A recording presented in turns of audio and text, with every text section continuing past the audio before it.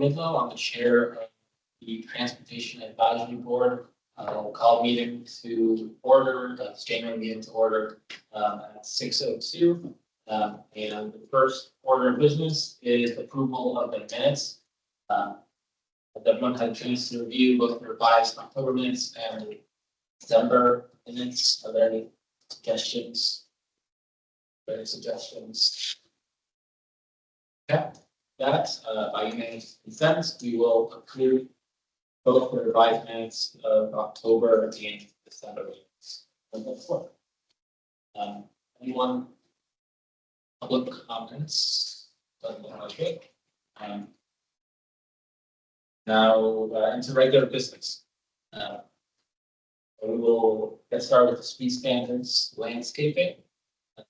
Then by John Mortensen.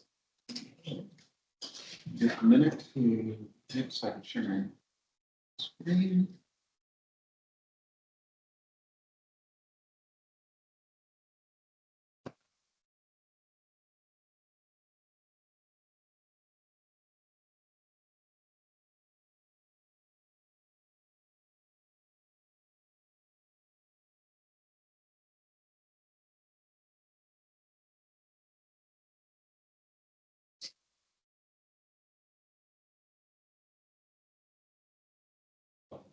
Yeah, it was close to the meeting from Yellowstone, huh? Yes. Oh. Probably even colder over there. Yeah, that would be cool. Good evening, everyone. I'm John Mortensen, the Transportation Engineering Manager, here to talk about the street standards. And the purpose of this conversation is a continuation of the meeting that we had on December 4th to ask feedback about some proposed changes to the street standards, in particular about the landscape planner strip. The direction that I'm asking of the tab tonight is, does the tab support the proposed prescriptive model for the planner strip? And does the tab support creating specific project types that would be exempt from the requirements, the standards required for development or redevelopment? In summary of what we talked about on December 4th, the tab has support for trees. That's one of the reasons why people live in a spot is all the trees, and also prioritization of native trees and certain classes of non-native trees to utilize arborists when making these decisions. Support for having the sidewalk meander or jog as it goes along where we're trying to preserve trees. And to go with a prescriptive model, one of the tips or suggestions was to include a certain number of jogs per distance. And so that was what I heard on December 4th. And then when we talked about what to do with the planner strip where there's a critical area, tab supported reduction of the planner strip for wetlands and streams, as well as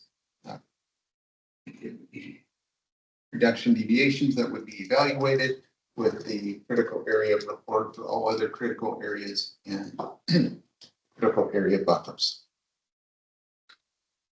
So originally I was just going to go talk about the rest of the presentation from December 4th that we didn't get to, but I started thinking about the prescriptive model and I wanted to put some ideas down in the PowerPoint, and I wanted to get some feedback on those before we moved on to the rest of the topic. And so I was looking for ways to do a prescriptive model. I first tried seeing if there are ways to see how much sidewalk meandering in a quarter mile or whatever distance. And I couldn't find anything. So I figured, well, we're going to have to invent it and see how well it works. And so one to also make it that way, if we come up with something that it's done in a thoughtful manner.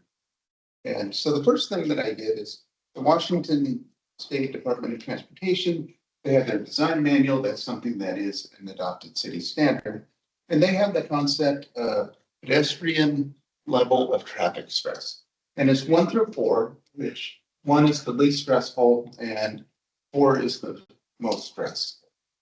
And 1 is very little stress, comfortable for all users, and children and people with mobility and sensory limitations face few challenges with these facilities. Next, a little bit of stress is level 2. And when you're at level 2, it's generally comfortable for anyone over the age of 10 and adults. But there might be some challenges for children as well as people with mobility and sensory limitations. Then level 3, that's moderate stress, where it's somewhat uncomfortable for able-bodied adults, and children and people with mobility and sensory limitations may experience significant challenges using these facilities. And 4 is just really a lot of stress and uncomfortable for all users. And so this is something that I want to use as we look at whether to do a deviation for the planner strip and how we go about doing it.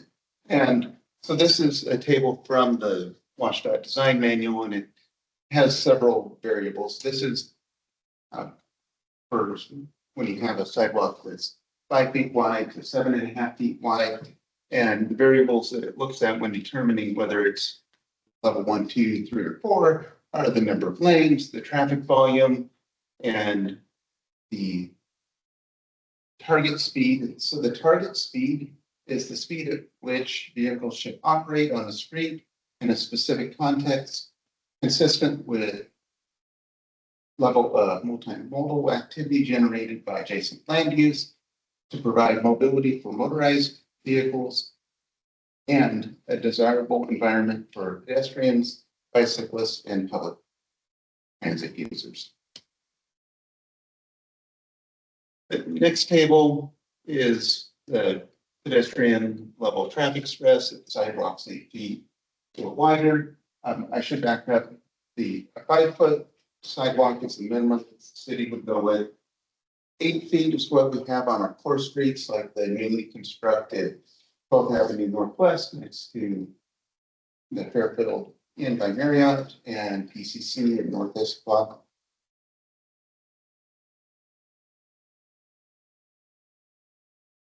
And then the next table is the pedestrian level of traffic stress if you have a buffer or physical separation. And according to WashDOT, the definition of physical separation is either a nasty planner strip or something else like a separated bike lane, but not a conventional painted bike lane that does not count separation, parking lane, or traffic barrier. And as you can see here, whenever you have a landscape planner strip, you're at least, or at the worst case situation is levels of traffic stress 2. And so to put it into context, oh yes. What's 80? Good question. So that's the traffic volume, average annual daily traffic. Yeah. And one to bring it back to Issaquah, I put together this table. There's a lot of information, so give it a few moments just to absorb it. But I just went through and said, if we didn't have a planner strip because we were trying to avoid a critical area or preserve trees, what would we need in order to have pedestrian level traffic stress 2 or better? And I chose that because WashDOT, for their complete streets policy, they recommend level of 2 or better. And so I'm recommending that City of Issaquah go with 2 or better and not have situations where we would have 3 or 4 for the pedestrian level traffic stress. So Northwest Gilman Boulevard and East Lake Sammamish Parkway, south of Southeast 56th, the traffic volume is greater than 6,000 cars a day. I didn't put a lot of thought into the target speed. I just went with the speed limit. Put together this table in about 10 minutes. So don't scrutinize it too much, but in that case, if we were not to have a planner strip and we wanted a pedestrian level traffic stress of 2 or better, we would need an 8 foot wide sidewalk, or we could have a smaller sidewalk with a buffer. And I see Adam's got a question. Got to find the mute button. Hi, thanks, John. These examples, are these places that we're thinking about adding sidewalks, or they already have sidewalks, or what? All the above. And I just really wanted to put it into context so that way the tab could understand streets that you're familiar with. Some of these streets have projects where sidewalk will be added and some of them don't. Some of them will be redeveloped with wider sidewalks. I just wanted to bring it to some streets that you're familiar with. Thanks. So then Newport Way, and I put existing because we have the Newport Way Maple to Sunset project. Northwest Mammoth Road, west of 17. There, if there was no planter strip, in order to achieve level 2, all that would be needed is a 5 foot wide sidewalk. The Newport Way and Maple to Sunset project between Maple and just south of Holly, because there's a proposal to have 2 southbound lanes. In that case, it would need an 8 foot wide sidewalk in order to not have a planter strip and still reach level 2. Up in the Highlands, 9th and Highlands Drive, on both of those, an 8 foot wide sidewalk would be needed. And then the next grouping is Talus Drive, Front Street North, 12th Avenue Northwest on Squaw, and Mount Olympus Drive. All that would be required is a 5 foot wide sidewalk.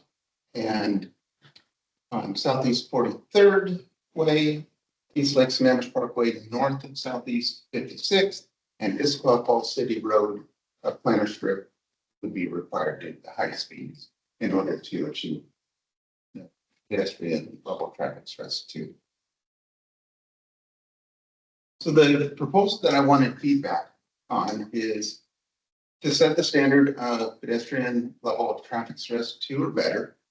And if it's not possible to achieve pedestrian level traffic stress 2 or better, in order to, and in a situation where the project is trying to preserve trees or avoid a critical area, that the next step would be to look at how to lower the target speed on these roadways.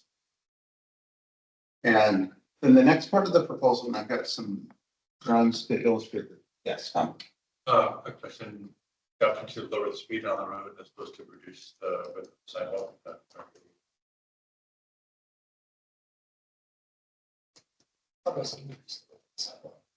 Well, I guess it would depend on the situation. So let's take Southeast 43rd, for example. If there were some trees that a project was trying to preserve, and due to the speed out there, it's really fast, that you really need a planter strip in order to have the level 2 or better. And that there'd have to be design strategies to lower the speed of the cars on the road if there's no way to. But that's a preference over reducing the sidewalk to lower the speed. To try and make sidewalks. Right. In conjunction, there's the last wall at L. Do we know if that's a public commenter? Interested in comment. Chair, there has been no indication that they are interested in public comment.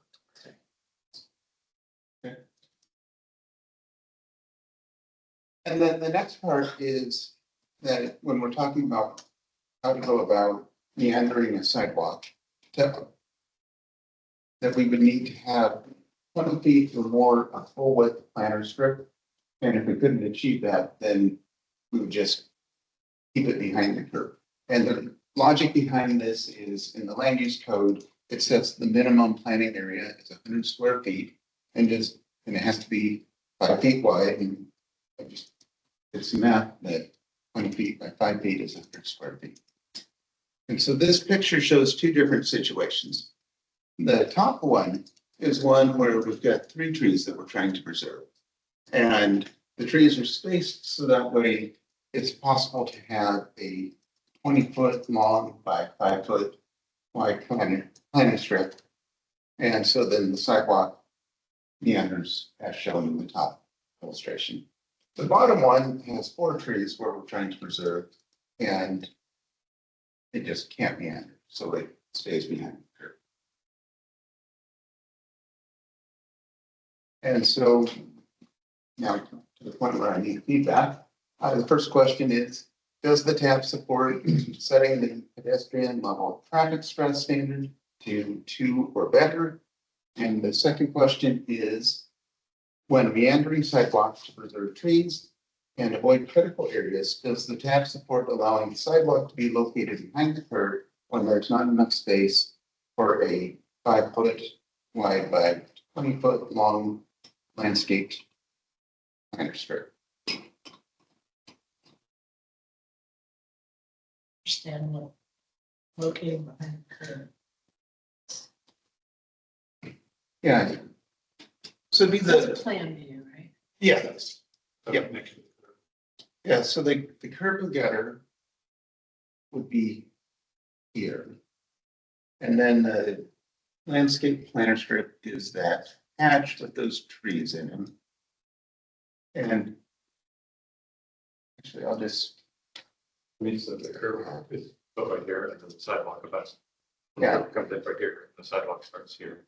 And if it's- Yeah, so this would be an example. I'm skipping ahead where this sidewalks behind the, So it's adjacent, right? Yeah, yeah. As opposed to having something separate. right, I don't think I have a picture of it separated other than this.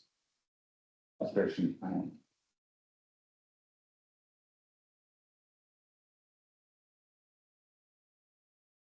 So now that's the question again. Now that Oh, I yeah, understand yeah. what that Oops, is. yep. Okay. So the first one is, does the tab support setting the pedestrian level of traffic stress to 2 or better? And I think originally I might have, in some of my slides, called it 2 or greater, and then I thought, well, greater for the pedestrian or greater number, so I changed it to better. Yes. So I think it makes sense to set the target, the goal at 2 or better. I don't know why we would ever set the goal to be. But I guess I wouldn't be so heavy-handed as to say, well, if we can achieve that, then our option is only to slow the traffic down. So you're talking 6,000 average annual daily users. You need to also weigh how many people are actually using that sidewalk. If it's rarely used, you have 10,000 people driving on that street every day. It's important to weigh the fact that there's 10,000 people using the street. So why slow them down for this one section that we can't get exactly what we want? So I think there's a little bit of a balancing there that needs to be done for the users of the street, and the users of the sidewalk. Now, if it's a very commonly used route for walking or biking or anything else, that would be different. I just think that there's a little bit of a balancing that needs to be there. So it's not just a cut and dry. I was going to say that I think there are some sidewalks in Issaquah that are long enough that while I have definitely biked them before, I'm thinking like I think it's like Spanish Parkway out to Lake Spanish, where Lake Spanish State Park is. Like, I don't know if that's a very common walking route. I know that it's a common biking route. And so like thinking about which roads are most important to have low, like prioritizing roads, like he was saying, by the number of pedestrians, I think is the most efficient use of resources. If that makes sense, like prioritizing those roads to have the least traffic stress on pedestrians. So for example, like Issaquah Falls City Road. Yeah. Does not have a lot of pedestrians out there. Yeah. So are you saying in that case, I think I'll ask both of you, where the preference would be, let's say there's something that we're trying to preserve, and we can't put in the planner strip, which we would ideally like to, then you'd rather have level 3, or maybe I'd have to look at the table, see if we get to 4, probably not, but level 3, then trying to slow down the traffic on Issaquah Falls City Road. Especially considering the type of users that are likely to be walking Issaquah Falls City Road. That just doesn't seem like the sort of road that very small children are typically going to be walking by themselves. I don't think that many people who have a mobility problem are going to be like voluntarily walking that far either. So I guess maybe that's an assumption that I'm making, but that's just kind of like the impression that I'm getting here. I don't know. See if there was some other notes you can. But I'd like to hear. Yeah. I, So what's the goal if we're trying to do combination, like we adjust to level 3, what would be the effect? And if we're just like, what's the end result? Are we targeting, is there a cost effect or something in that, or is it just reducing the speed? So what are the alternative solutions? So what if this better? What's the end result? So the end result, I'm trying. I guess I'll think out loud and attempt to answer. So the end result, and I'm just going with a really simple, let's say that there's a 80-year-old cedar tree that should be preserved. And so we can't do a planter strip. The target speed's 40 miles per hour out there. So I guess the two alternatives would be maybe narrow the lanes up to try and slow down the cars a little bit during that little stretch. Or maybe some other low invasive way of doing that. Or that during that section, the pedestrians that would walk along there would just look here.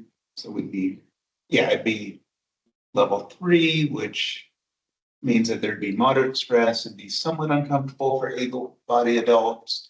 Children and people with mobility and sensory limitations may experience significant challenges using these facilities. So I think that would be the trade-off, is that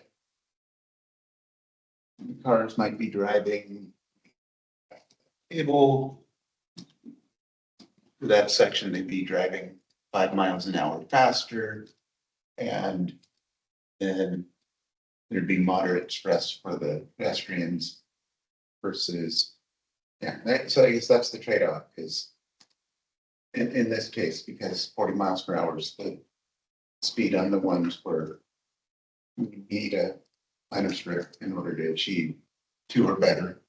And so it's 5 miles an hour versus moderate stress. Although the moderate stress, I mean, it's a generalized category, right? It depends on a lot of specifics. That road and exactly how things are laid out can impact where that lands. I guess my point is that I absolutely believe 2 or better should be the goal. But when we're talking about higher average annual daily users road, if it's a sidewalk with very, very low use, and I get it's a bit of a, if you build it, they will come, right? If you have a better sidewalk, you'll probably have more users. But I just think that there needs to be some balance between recognition that there are likely some situations where the users of the sidewalk are just very, very low use case compared to the road. And so that's where you might lean towards 3 in those limited cases. I think that's especially true with sidewalks that don't have very many destinations or, right, like think, like a residential step sidewalk obviously needs to have a very low pedestrian stress level, because there's a ton of people coming and going by on foot there. But like, if it's if it's really more of a road than a street with just a couple of things along it. And that's not very dense. And I can think of many like roads in Issaquah that be like this. Adam, do you want to say something?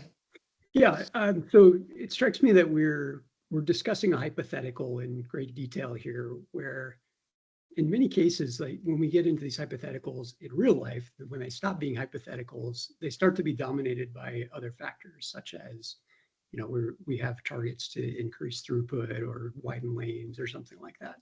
And so it might make sense to word this a little bit differently, such as when we come across the case where we can't achieve with, you know, jogging the sidewalk, or we can't achieve all our goals, then we raise an exception. And, you know, we may address that exception in certain cases by reducing the speed or other actions.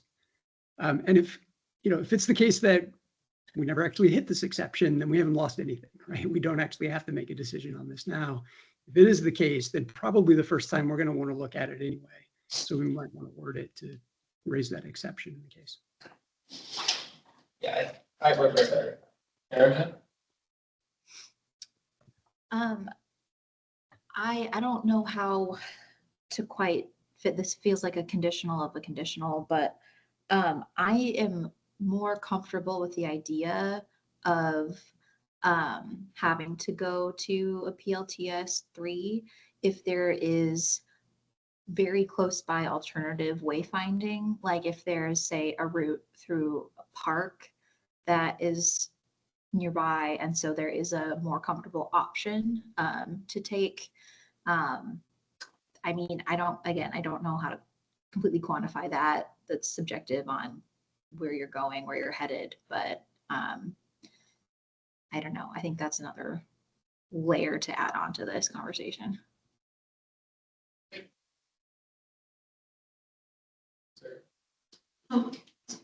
I've been trying to collect my thoughts. There's a lot of good ideas, but do you think, I like the direction that Adam is going.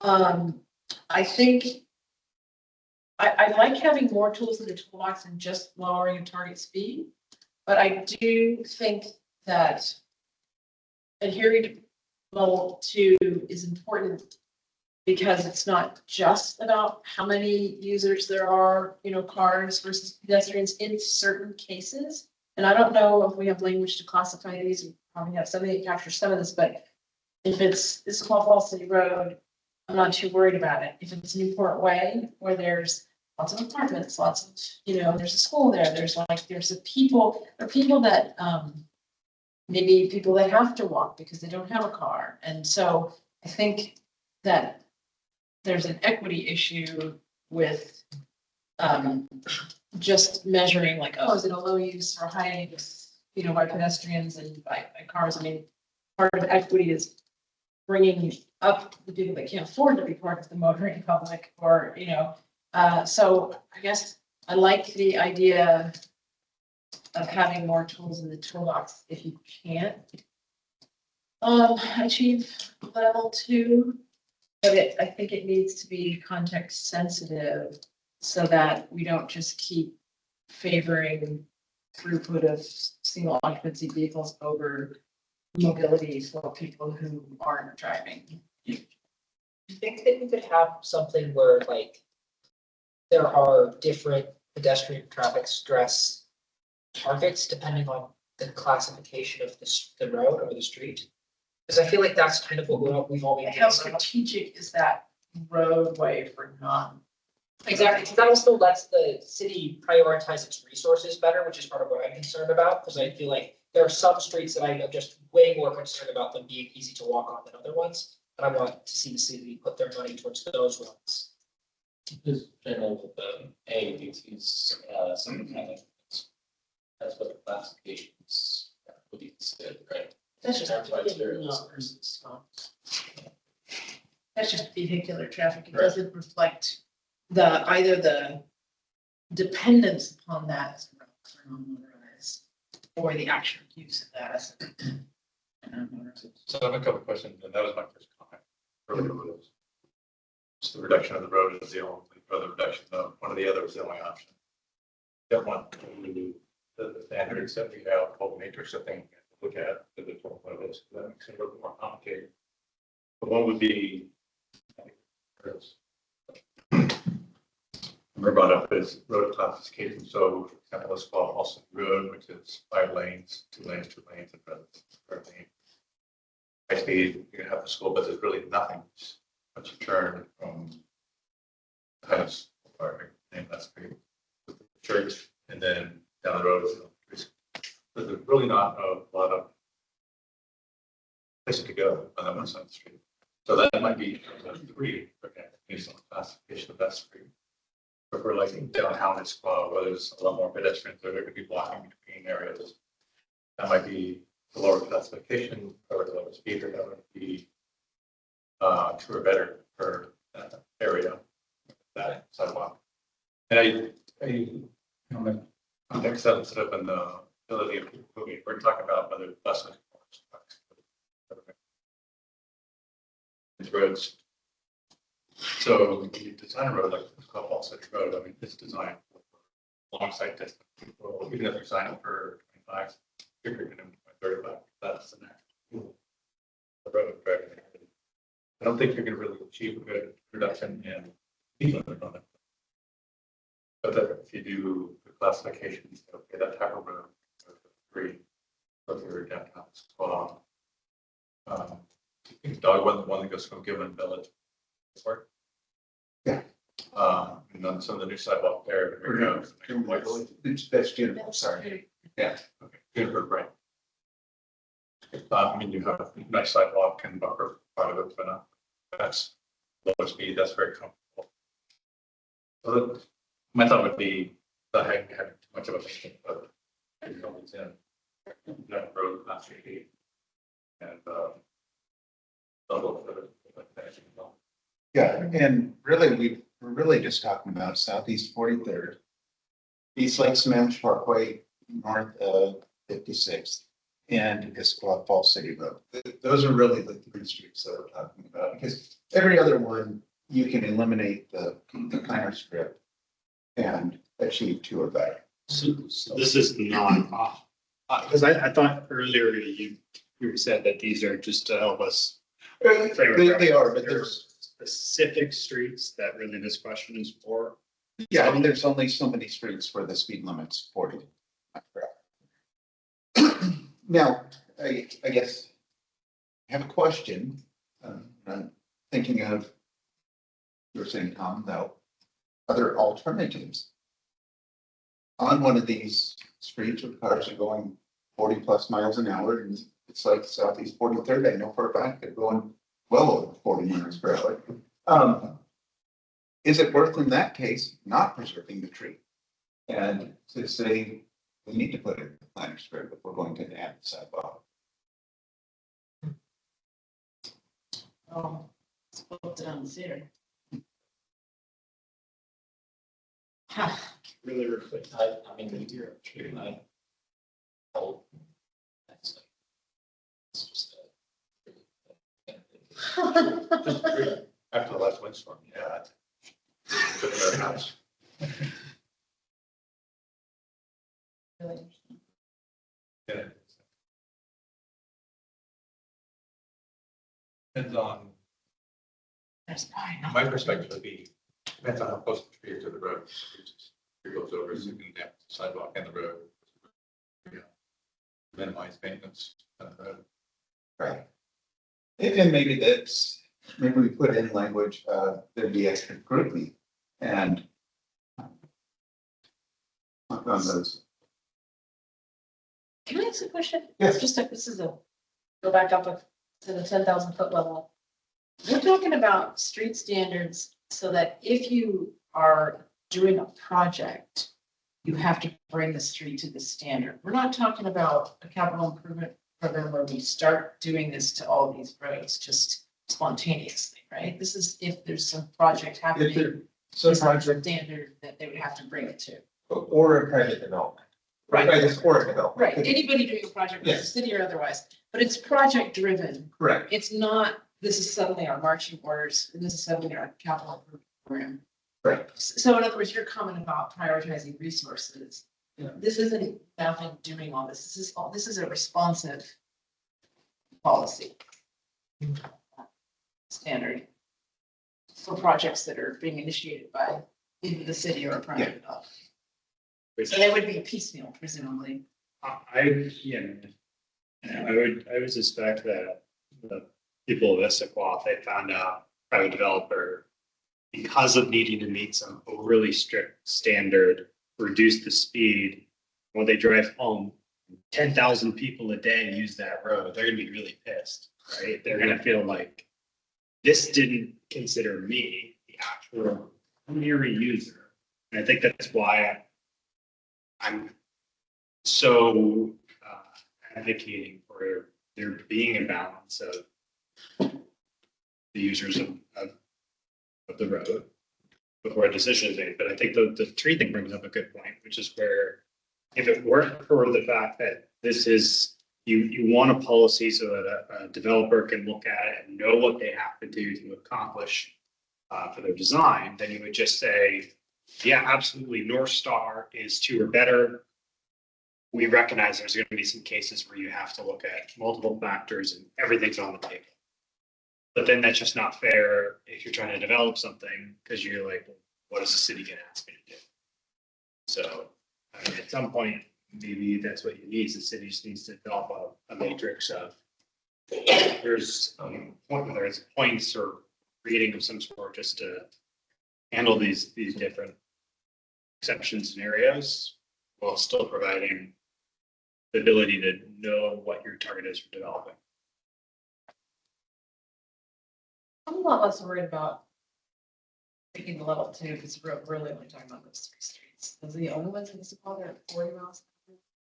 Double check, see, I think it is. And a lot, this is, like Adam said, we're talking hypothetical. Really. Right. Yeah, how small of scope actually. Yeah, Yeah. exactly. Land, not like, Right, so we're just talking about those, and generally, there's not a lot of pedestrians, the Yeah. only one I'm a little hesitant on, well, actually, I'm gonna say 2. There's parts of Issaquah Falls City Road where you start to have some multifamily along, and now I don't see a lot of pedestrians, but I still feel like that's probably enough not to be successful, although there's probably already sidewalk, and it's not going to be redeveloped, so maybe we don't even worry about that. And then the one I'm most concerned with is Southeast 43rd, because there will probably be a high school up there. I guess it's 228, but 43rd goes there. And there's developments that, at least the Providence Ridge development, it would be reasonable for someone to walk to school. And Could that not on its own change the speed limit? Like if you build a high school there, could that not drive that change. reevaluation? That- I mean, it would be a school zone. Yeah. So During Well, school well, districts. which is when it's needed and yeah, but there's, so the school zone only extends so far. But you could be beyond the school zone and still be walking to the high school. In order to reduce the speed limit, it's a very intensive process. You need to do a traffic study, the city council has to do it, approve it versus narrowing the lanes a little bit, as an alternative. So that's the only one that I have hesitation, which would really be up the hill from the Providence Ridge subdivision. I think the other ones, I think what you're saying, that the tax I'm saying seems pretty reasonable, that you don't have a lot of pedestrian use in those types of situations. If you are someone who has limitations due to a physical disability or sensory, you're probably not going to be walking along these streets, I'm guessing, although I will say, I also want to context this as ADA is a civil right, so we also need to think of it as a civil right and not just say, well, they probably won't be out there because we do need to. But provide the it facility. is also legally defined what's required, right? Is there a requirement for LTS two? No, it does not say it. It's just, I mean, we certainly do not want to do anything that we are not meeting current AD Right. standards, right? That, I mean, it's completely off the table, so. Yeah, those three streets is a little different, I guess. Okay, yeah, that's good. I'll add my thoughts to this, being that, everything, things can change in the future, obviously, and so I think it would be helpful to kind of keep that to, the best we can, and, when it comes to prioritizing like priorities, I would prioritize the experiences of people who are outside, versus metal boxes. So that's just. I mean, so 10,000 people on the road don't matter to you? No, my general preference is that they have protection, whereas, everyone walking does not. And so, If there's one person walking, it's not a problem. 10,000 people versus one. if there's one person that needs. I just always thought of government trying to serve the most people. Slowing people down a little bit by 5 miles per hour, I don't feel is a major concern. And the speed limit is 40 miles per hour, and we're trying to, Issaquah Falls City Road, the two sides of that road are two gang organized. I'm thinking about the area that I'm thinking about right now. That area is going to become more urbanized in the future, and so there will be multiple walk along those roads. And so I think preference is to accommodate that demand shift that will support that demand shift. And try to have the TLPS to better. That's just Not conserve that tree, what do you, replant it elsewhere? What do you? yeah, the city code has tree canopy requirements, tree replacement. The tree will be replaced. Now, there's also a difference between. So replace like you get rid of it, cut it, or you Oh, wait, take it, like replant it elsewhere, as you say. no, you wouldn't transplant it. It's too many. You'd plant a new tree in its, or trees in its, but, question I have for the town, thinking of the feedback I've received, is I'm thinking of that if we needed to slow down traffic by 5 miles an hour, and let's say we have to do it over 500. Now, I haven't done the math, but 5 miles an hour for 500 feet is not a lot of time in someone's drive. And so I wanted to put that thought out there to see, I guess we get a reaction to that. I was actually going to say the same thing, but I would be concerned about the effectiveness. Like, how would you achieve that 5 miles per hour decrease? Because I feel like if you just put up a speed limit sign. Yeah. It's not there. Yeah, no, I wouldn't, actually, I can't put up the speed limit sign. Well, I mean, I can, but I need council to say yes. So like, if that was, like, what's the strategy for So- actually achieving that? Yeah, reduction in speed? On a road like that, I think one of the things that I would look to do is maybe put lines perpendicular to the travel lane, and they would be spaced wide at first, and then they reduce and reduce and reduce. So that way, once you get to the area where we want cars to be going 35 instead of 40, they feel like they're going faster, so then they naturally slow down. Or instead of having the travel lane be 11 feet wide, it's going to be 10 feet wide. And just little strategies like that to try and slow down cars and not put If it, you wouldn't enforce the speed limit, enforce it. like, That's not the business he's in, right? These are widely accepted standards for road design, just that are gonna, known to have the effect that drivers will naturally. psychologically That's the business you're not in the business of enforcement. Right, and I would also say that in terms of where to put traffic safety cameras, usually you'd want to do that where you have more vulnerable users. So you probably wouldn't want to put it on Southeast 43rd, even though you could make a whole lot of money, because you just don't have a lot of pedestrians out there. So that's why currently the city has one on Second, near a bunch of schools, and the city's going to install one near Issaquah Valley Elementary. In my opinion, you can try and slow them down for 500 feet. Don't have to happen. Unless they see physical barriers or people out there.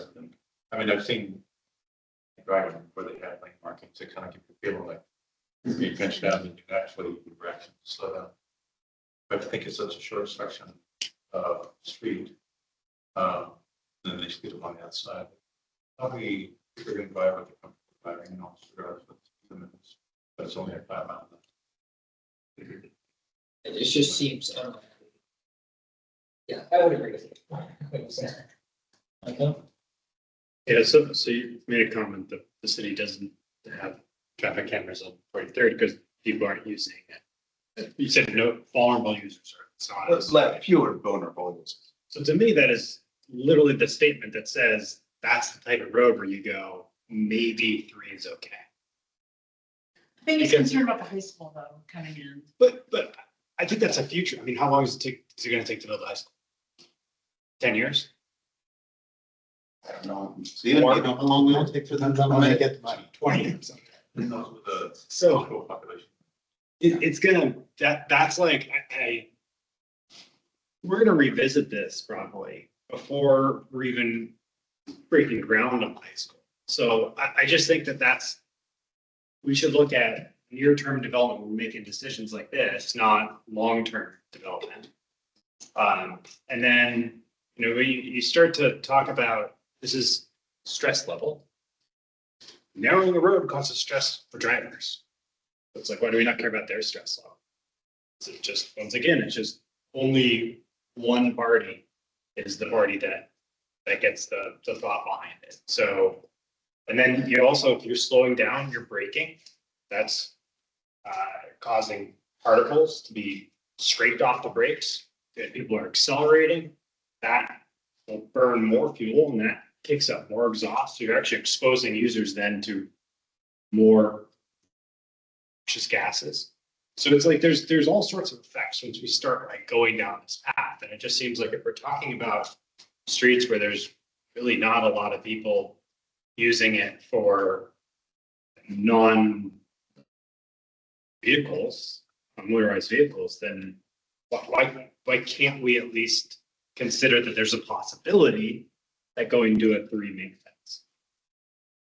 I would push back because I think that the reason that we talk a lot about those streets now is because historically in the transportation system, we have neglected pedestrians to the great expense of our cities. And that now there's been a rebound of cities trying to correct for that because all of our infrastructure is already focused around cars.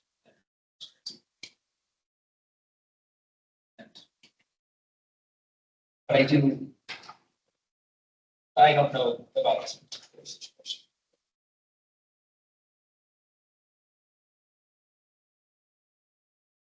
That is what we're thinking as far as being fire focused, where we want to be, as opposed to this where we are, so that's normal to where we want to be done. So there are 2 questions to that. One, the 20-foot wide. Yeah. Maybe for that, I don't know, the 20-foot wide long landscape is fine.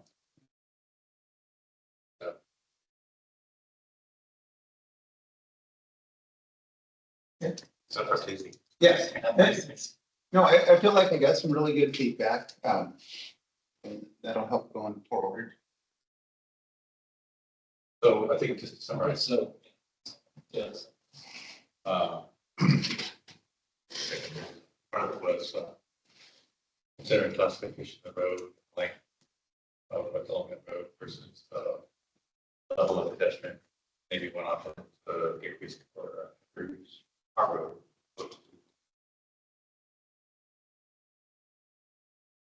And then the other is to incorporate county pedestrian driving. Sidewalk. Appropriate that, count for that.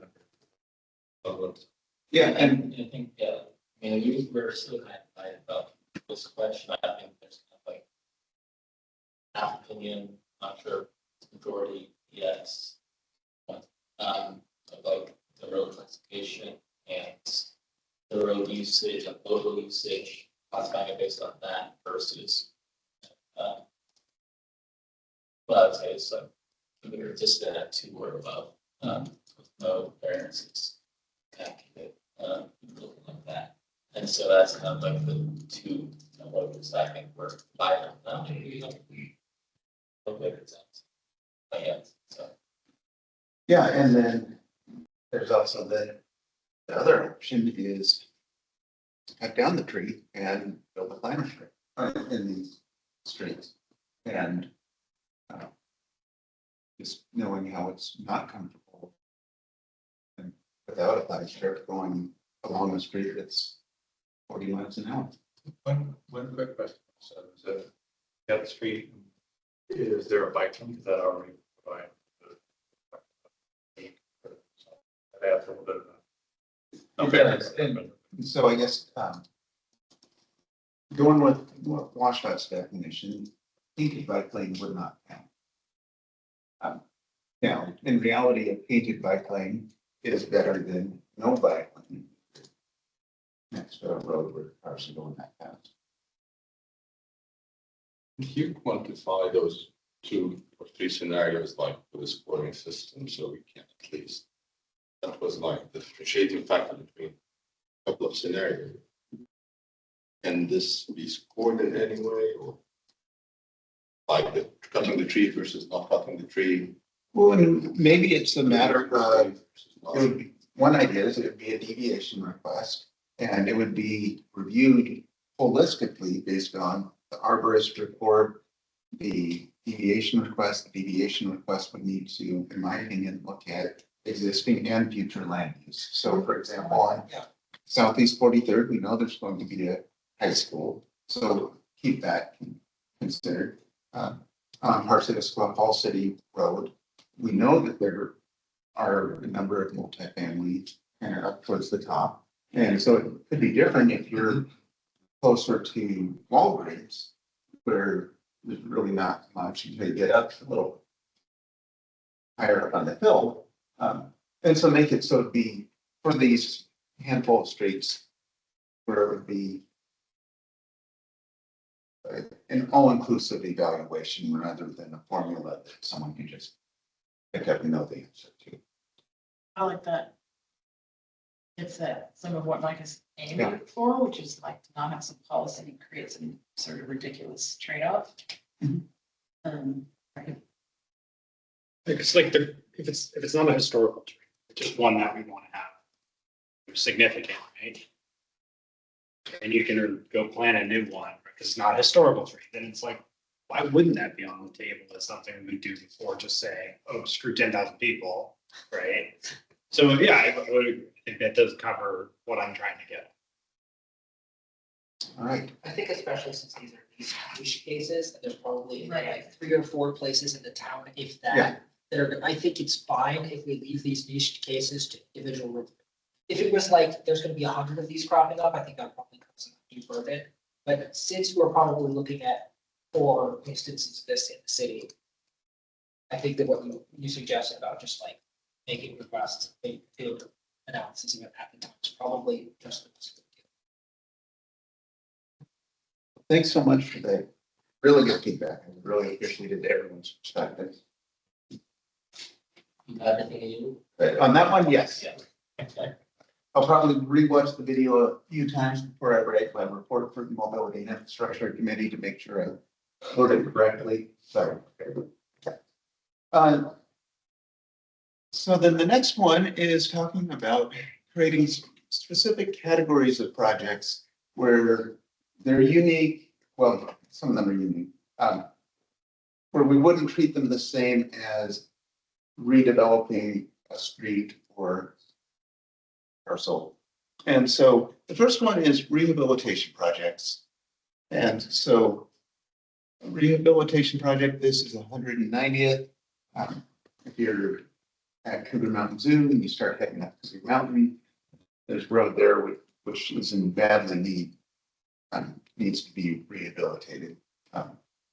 And it doesn't make sense in a street like this to put in sidewalk. It doesn't, in my opinion, make sense to put in bike lanes, but we do need to go through and fix the problem, which is that there's a slide on this road.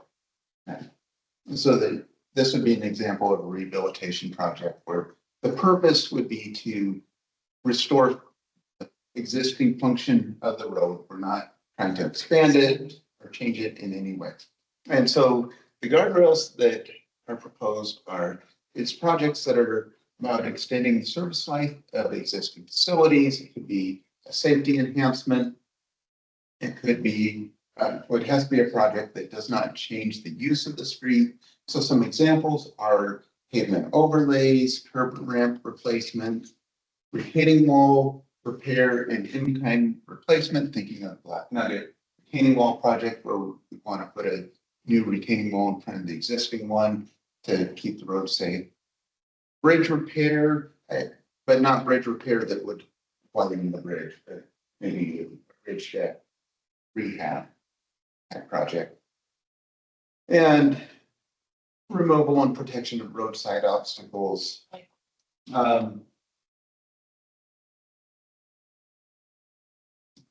If there's a,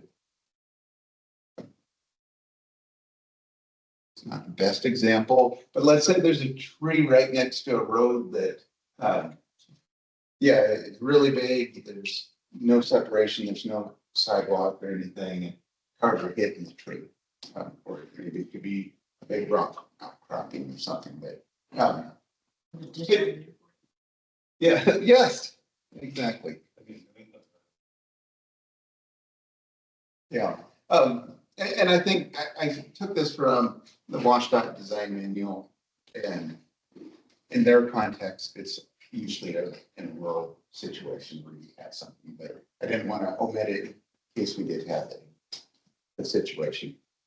And so the question that I have that I need direction on, does the tab support creating specific project types that be exempt from the requirements for development and redevelopment? And are these the correct guardrail? And so I guess the first one is, does the tab support having a category of projects or rehabilitation projects, just to help clarify it when we go through the permitting to say, okay, this project is about taking care of an existing facility and extending the life. Erica? I think we should clarify the bridge repair a little more. That seems like a broad phrase. It's, you know, if this is, like you said, just some real quick, not real quick, but bridge deck repairs that are things that are like stop gaps between, you know, it needs it for maintenance versus it's more of an overhaul. I think clarifying that could be useful. Adam, actually, no, I'll think about that.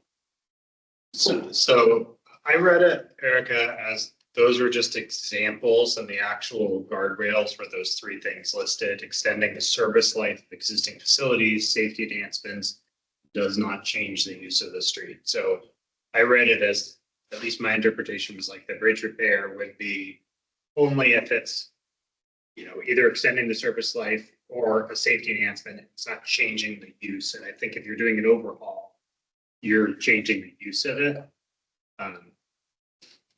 For my, if I'm interpreting it correctly, this seems like if you don't do this, you're going to cause yourself a negative consequence that you really don't want, which is that you might not go and fix something because it's too expensive to fix it. So to me, it seems like a no-brainer, but good point about making sure that we have the right one, which I guess the second question. Adam? Yeah, it seems like we already have examples of projects where we can't apply the street standards without major expense and we want to do rehabilitation. And so it's pretty easy to say, we're going to find more of these projects that fit this category of, don't want to apply the street standards when we do a project on the road. But there's also a flip side here, which is there's probably some examples where when we're doing a project, it makes sense to apply the street standards, even if that project is a rehabilitation project. And so maybe there's room for a clause in here that says something like, when it's a project that's a rehabilitation project and there's some complication that makes us not want to apply the street standards, then we can, consider it as a project on its own without applying the full street standards. Does that make sense? Yeah, and I should also clarify, it exempted from parts of the street standards. There'd still be a whole bunch of street standards that would still apply, but basically Yeah. where we have our design sections, we would say, we're not going to redevelop to that whole design section because we're just trying to preserve what we have. The ultimate goal is safety, right? In that case would be safety. Yeah. Oh, And I would also, I didn't put it in here, but we do have a complete streets policy that we would need to evaluate anytime we do these type of projects, make sure that we are complying with our complete streets policy. So just because we would have the ability to not redevelop the full section, our complete streets policy might say we need to do something. So it's just trying to give us flexibility to make sure that we can preserve the life of the existing facilities and do what needs to be done in order to preserve them. Just a question on one of the examples you brought, or of the title. Photo of this video. I know that's fairly common. Common among the biking club riders. It is a very popular route. It is a tough hill, but obviously doesn't have any shoulder to speak of. So, consider to the streets or route totally behind the road. What would this clause say about including some kind of shoulder possibly? Well, I think the way I would go about approaching that would be, we would know that we have the complete streets policy and that it would be a rehabilitation project. And then I think it would be a matter of weighing the pros and cons of, okay, if we widen it in order to have a shoulder for the bikes, how hard will it be to preserve that road? And so it might be, I'm just gonna throw out an example, hypothetical, let's say it costs $600,000 to fix the landslide and not add extra room for bicyclists. And it would cost $2 million in order to widen it and include a widened shoulder for bike lane. At least as I would evaluate it, I'd say, well, let's just preserve the road. Let's not spend the extra money. But I think an analysis would need to be done. They can tax on their bikes, pay for it. It's like an analysis of that. Oh, it'd have to be done and documented and justified. I think in that case, not knowing the cost estimates, I do think cost wise, probably would not have extra widening, but I think, especially because you'd have a lot of street where you don't have any shoulder and yeah, it's so steep, so many trees that, in that case, I don't see it tipping the scale where we widen it. But we need to document the thought process behind it. So just thinking that on the fly like this.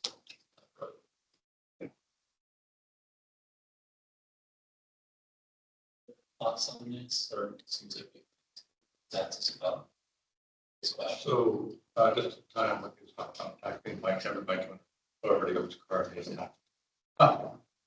In the city of Issaquah imposed the additional tax on studded tires. I'm going to say probably not, but that's really out of my area of expertise. They do actually call it damage. I think they're going worse than like. Yeah, like 25 million a year. Yeah.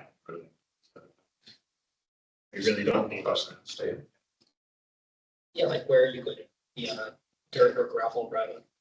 Well, they're really only good for quite icy conditions. Like 3 days out of here. Guess if you're going over the pass constantly. That's what I do. Snow tires. Yeah. Snow tire. I know, but it's like, I was gonna say that I don't have any problems with this plan. I do think it is once again perhaps points out the need to have distinguishing categories of like streets and roads. For road standards, 'cause it seems like.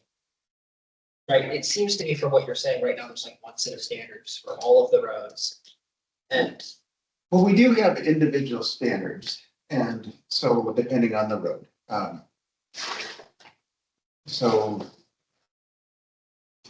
for example, in central Issaquah, we have a number of streets where we say we're going to have protected bike lanes, we're going to have 8 feet wide sidewalk, and then travel lanes will be 10 feet. And then I think you'd have parking on those streets. Then we have a standard for streets like East Lake Sandwich Parkway or Issaquah City Road. We have standards for residential streets. We have standards for collector streets like Dogwood, Holly, Juniper. So we do have quite individual standards. It just is those standards, like 190th, really guessing that's a local street, which would fall under a residential local street standard, which would have sidewalk, it wouldn't have bike lane, but also taking in the context of where it's at. But we do have individual standards, but you just can't have a standard for, or the standards don't make sense for everywhere. yeah,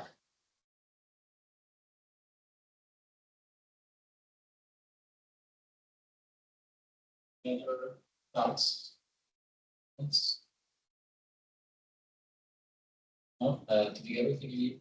Yes. All right, last one. And so this is another potential category of project that I wanted to talk about.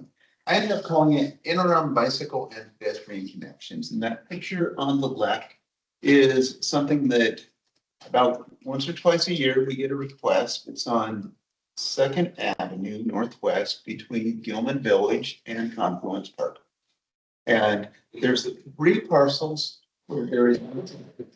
Now, everyone puts in this request on our Issaquah fix system, and they say, can't you just put some sidewalk here?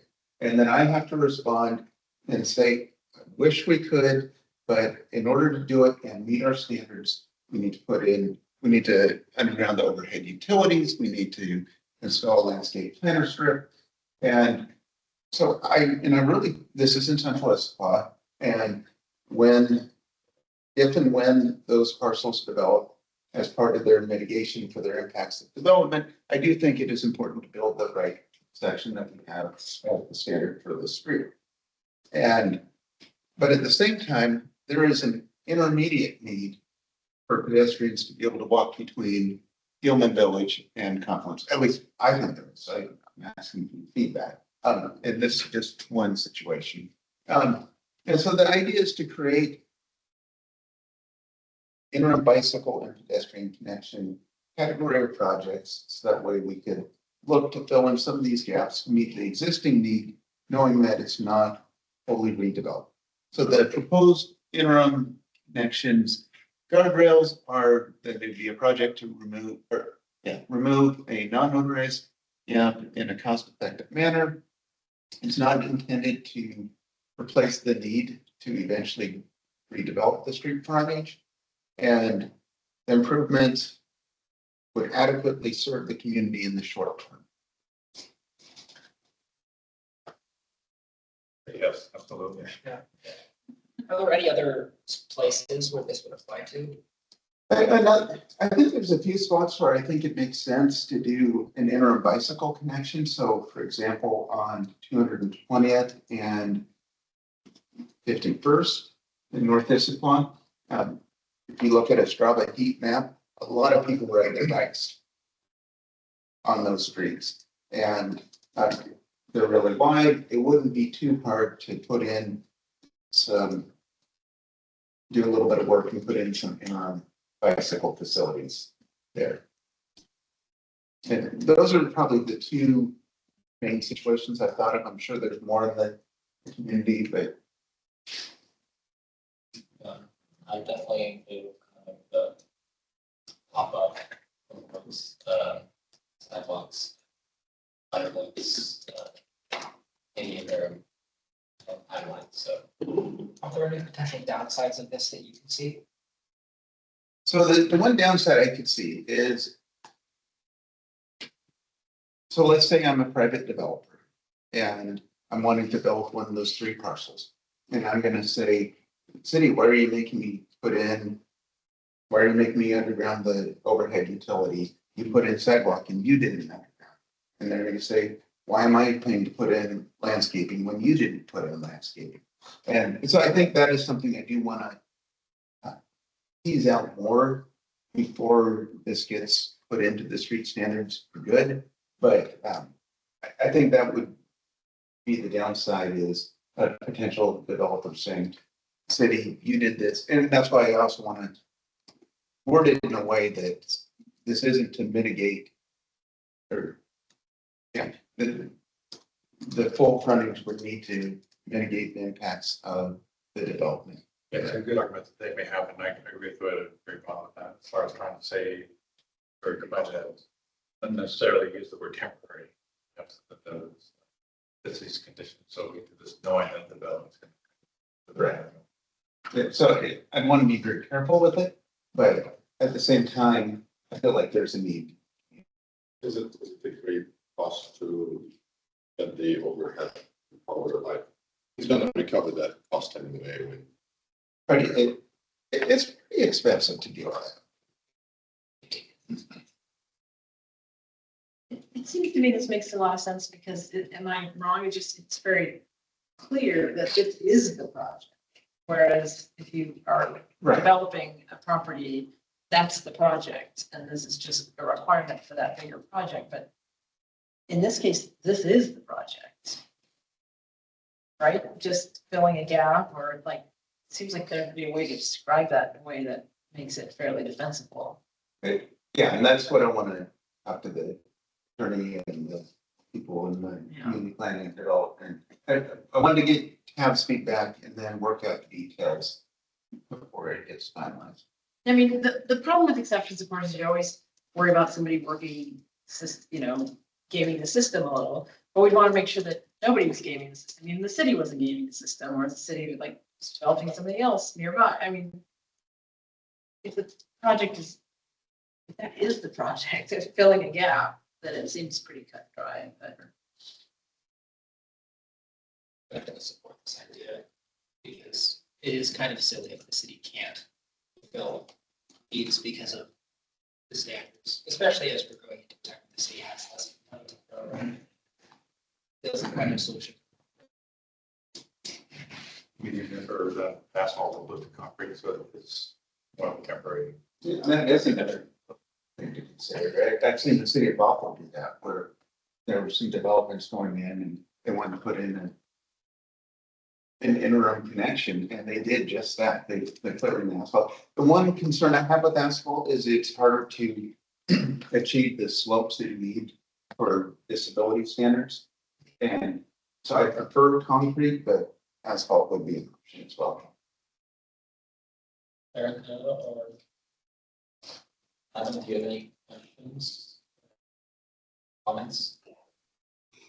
I love the idea of us maybe having a solution to solving Issaquah's, our own missing link, evidently, like the Ballard one here, where it's it seems like it's not quite getting as much traction, right? If it's 1 or 2 folks running into city staff about, hey, how come we can't just, connect these 2 spots? But yeah, this looks good to me. 2 people are writing it about every year. There's probably a lot more people who are thinking. Probably the response rate of that isn't very high. Yeah, I think you're right. We want that road to come up down the street. just walk out the street. Yeah. Which I think for going with the different users when we're talking about pedestrian level traffic stress. For an adult pedestrian that does not have physical or sensory limitations, that works just fine, but it doesn't work for somebody who has those limitations, and so. The alternative is us doing that, so. Yeah. Timing and next steps, so I'm going to the Mobility and Infrastructure Committee to talk about the street standards in February, with the idea of taking this to council sometime in the spring. And that's all I've got. Thank you so much. Lots of great feedback. Really appreciate it. What's the date you're going to the M&I? Speaking of, do you think we'll be able to be in? Or do you represent? Well, I think I can, but I also think if someone from TAP could be there, that's always better. You can send a date. Yeah, I'll double check to see what it is.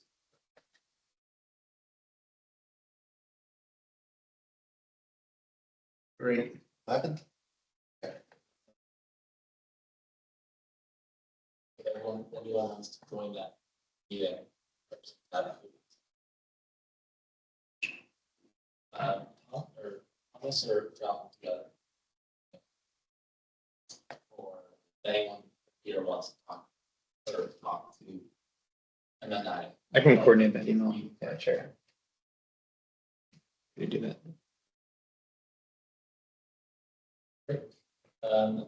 That we will move to the transportation advisory board work plan.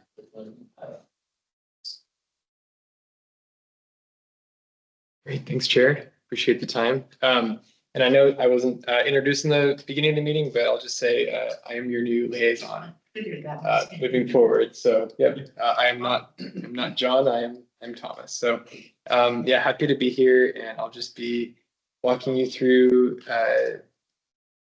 the next year that you guys will be working on. And yeah, I've met all you before, so this isn't like very super brand new, but it is new for me being the liaison, so I appreciate your grace as I learn the ropes here.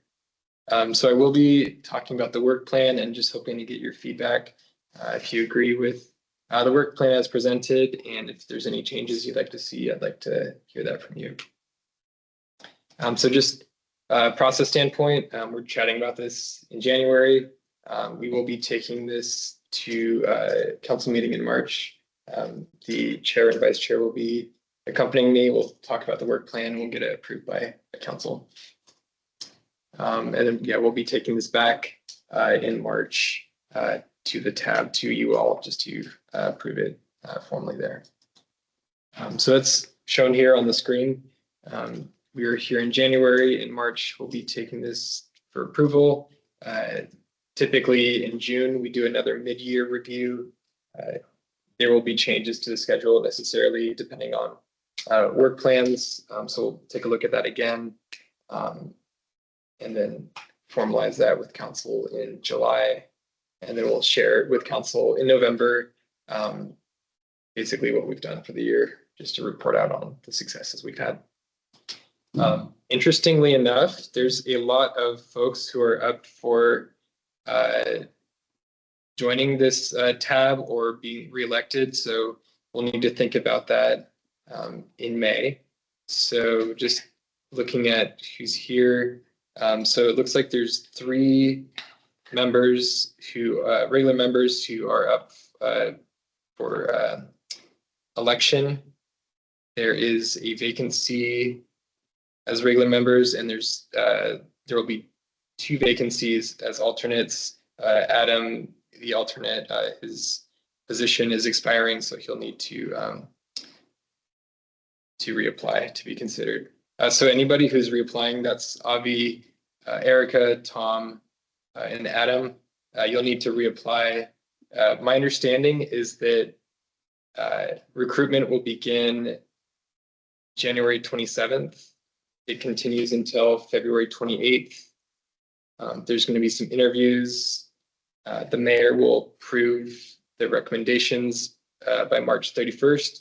Appointments will be made at the April 21st council meeting, and then the term is effective in May. So And I'll interject as terms of interviews, for everyone interested in looking at the schedule in terms of what to hold now. We're looking at holding interviews March 3rd and 4th, maybe something later in the month of March. So March 3rd and 4th, if you're interested in reapplying, those are probably going to be a bit. great. Yeah, thank you, Chair, for that additional information.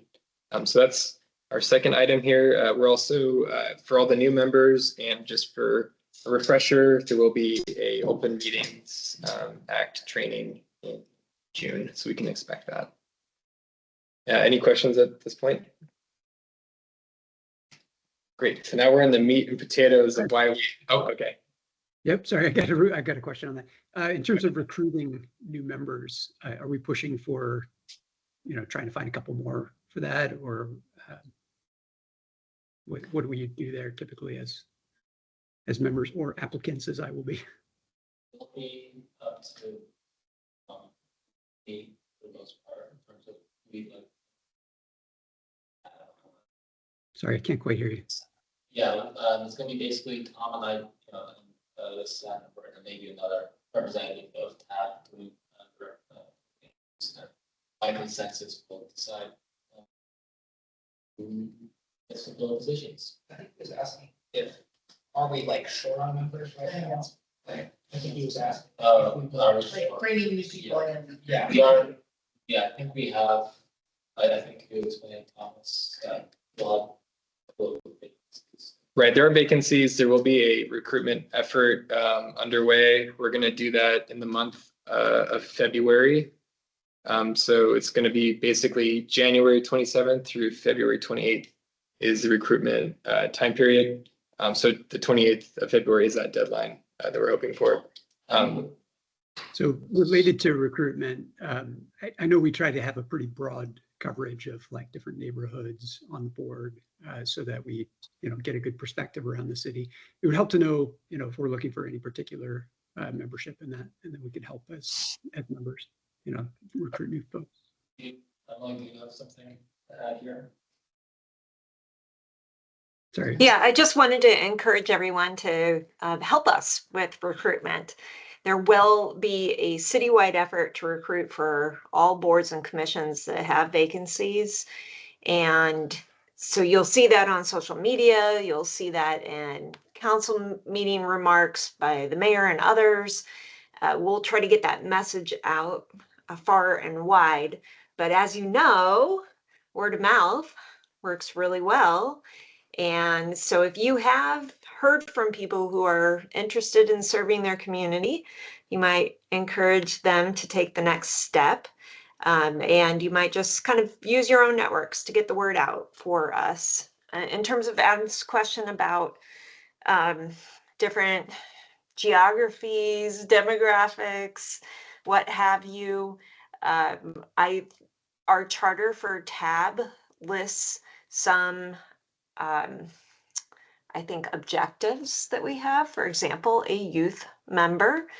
And so we do look as we receive candidates to make sure that we can achieve some of that balance. So I would just refer you back to the charter. It's really about the mix, though. That charter is not super prescriptive. It doesn't have a ton of requirements, but it has some desired qualities for the mix of candidates. And so we try to achieve that, but certainly have the opportunity to seat those that are interested and that the panel of interviewers find would be a good fit for the body. Great. Any more questions before I move on to the next section? Okay. So here again, we are in the general work plan section. So this chart essentially shows that we're very certain about the first quarter and the second quarter, and then we're less certain as the year goes on. So just keep that in mind. There could be some flexibility, which is why we do look in June at a mid-year change. So I'll just go into detail on these a little bit. So today we did talk about street standards, landscaping. And again, this was about just proposed changes to the street standards section. You can expect a conversation. Sorry, I'll just go back here. We are expecting to not have a meeting in February. So you'll see on your calendar, there is no meeting scheduled. So just keep that in mind.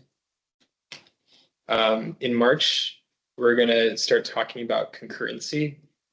So introducing the topic in March, letting those ideas just steep a little bit. And then in April, we will talk about proposed updates that we have to our existing concurrency policy to be more multimodal.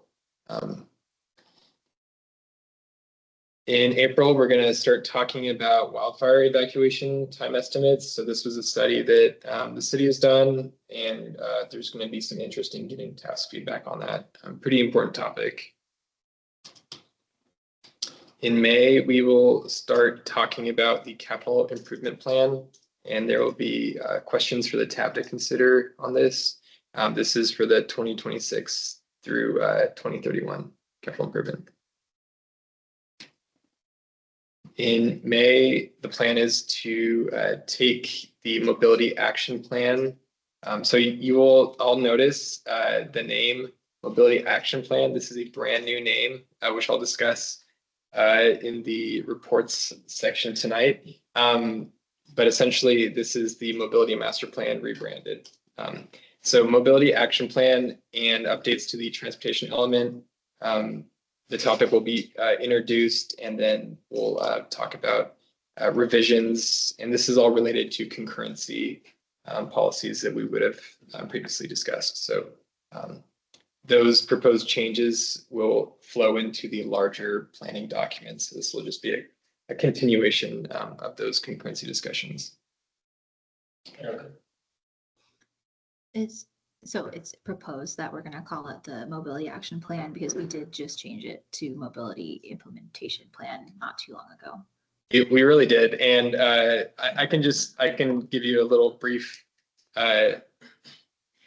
just discussion. So we took this document to the Mobility and Infrastructure Committee on the 14th, and there was interest by the council committee in renaming the document again.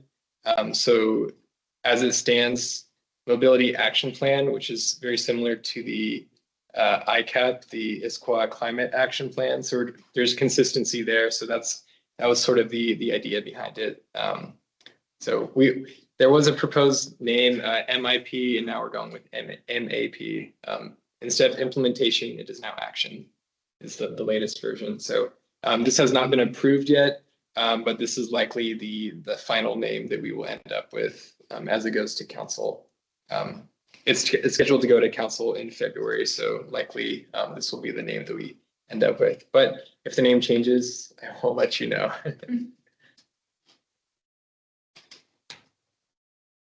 In June, we're going to talk about the Central Issaquah Station and alignment study. So this will just be an introduction. We're expecting to kick off this study in April or May. So this will be a very fresh study to start talking about the scope of work for it, what we're hoping to do over the next year and a half or so at this point. And yeah, just what you can expect in terms of touch points. Let's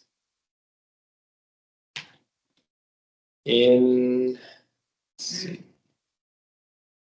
These dates are wrong, unfortunately, but we are going to bring strategic small capital improvement projects, and I think that's more in the third quarter.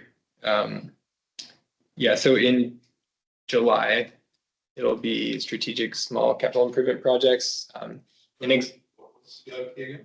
Capital improvement projects, yeah. So an example is exactly what John had mentioned. So like for instance, if there was a sidewalk connection that was missing, that would be an example of like a small project that could be done.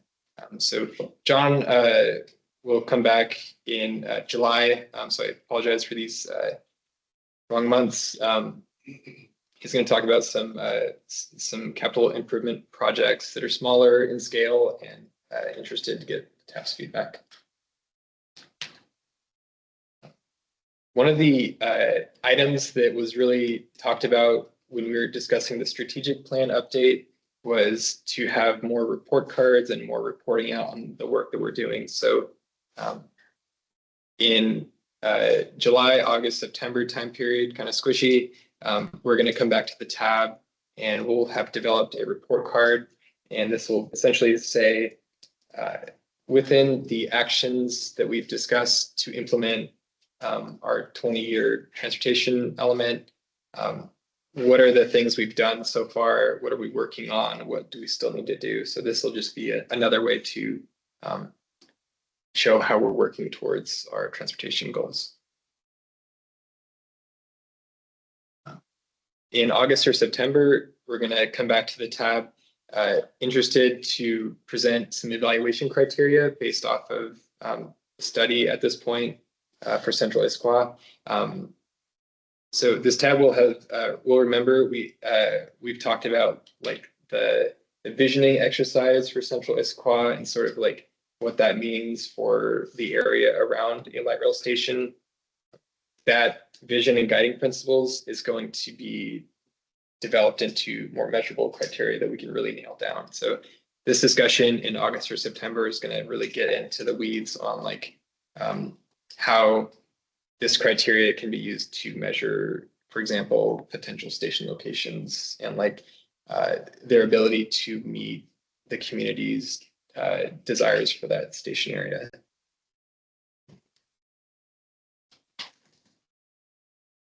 In October, we're going to have a joint meeting with the equity board, and we're going to talk about the update of the climate action plan.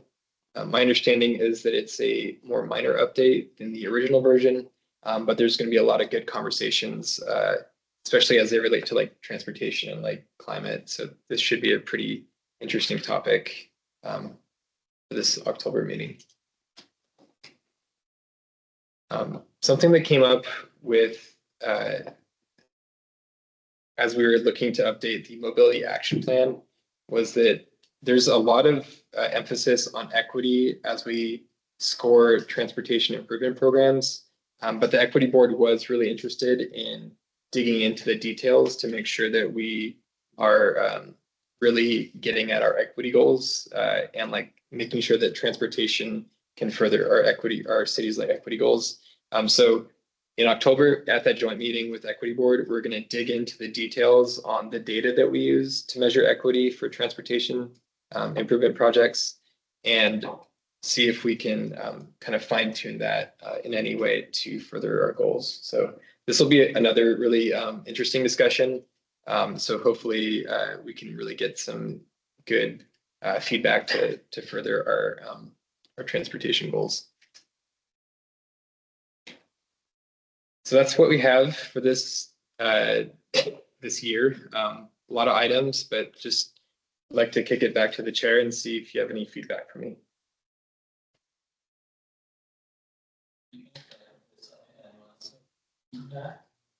When is the wildfire discussion happening again? Yeah, I think that's April. Let me double check. Yeah, April meeting.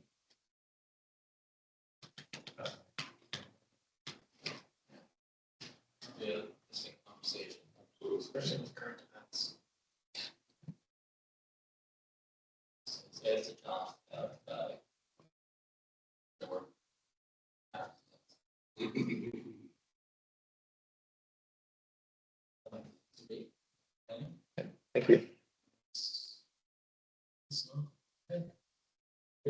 Great. So just to reiterate, we will be taking this to council for approval, and then we'll take it back to tab for adoption in March.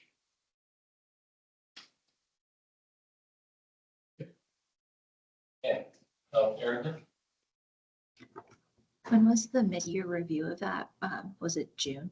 And that's when we would have some like flexibility, and if as we're going along in the year, and things come up, either whether it's from within the community or various public comment or just things that we realized we missed a couple months previous.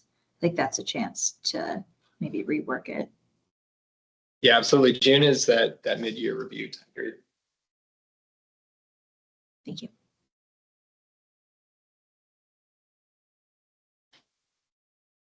Okay, move on to reports, staff report.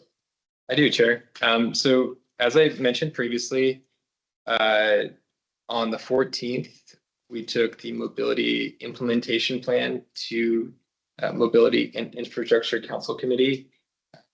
It was largely, very well received, but they did have interest in changing the name. So the latest name is the Mobility Action Plan. Other things that the tab might be interested in, took light rail items to the Committee of the Whole on the 13th. So we are moving forward with the study. We're going to try to get a consultant on board in March and then potentially kick off in April or May for the light rail study. So that'll be good timing for our discussions. I think I said introduction in June time period. So we should be well on our way for that. And yeah, light rail visioning also took that to the Committee of the Whole. They're interested in workshopping it a little bit more. We did take that item to the tab last, but we're going to work on that a little bit, and I will be taking this item back to them in March. Chair boards, I'll just highlight again, these, the people who are up for their terms, to reapplying again. Really please do spread back up. We are going to be selecting folks in the February first timeframe. So spread the communities. Chair reports. Any other business or announcements? Just from me, just a quick announcement, more introduction for those who don't know. I'm Stephen Bigelow, I'm the Assistant Planning Director with Community Planning Development. So I'll be helping Thomas with helping manage the Transportation Advisory Board, back to working with the board again. Mostly filling in when Thomas isn't able to attend meetings and being answered questions. Those that don't know, Steve, he's very familiar with work as he, because Steve started with. I did. Oh, what, like 2020? I've been with the city since 2018. Yeah. You would manage your liaison to TAP, like, Yeah, about that. Lots of history. So, thank you. okay, if there's nothing else, then we will adjourn at 7:40. Nice. Okay. Thanks.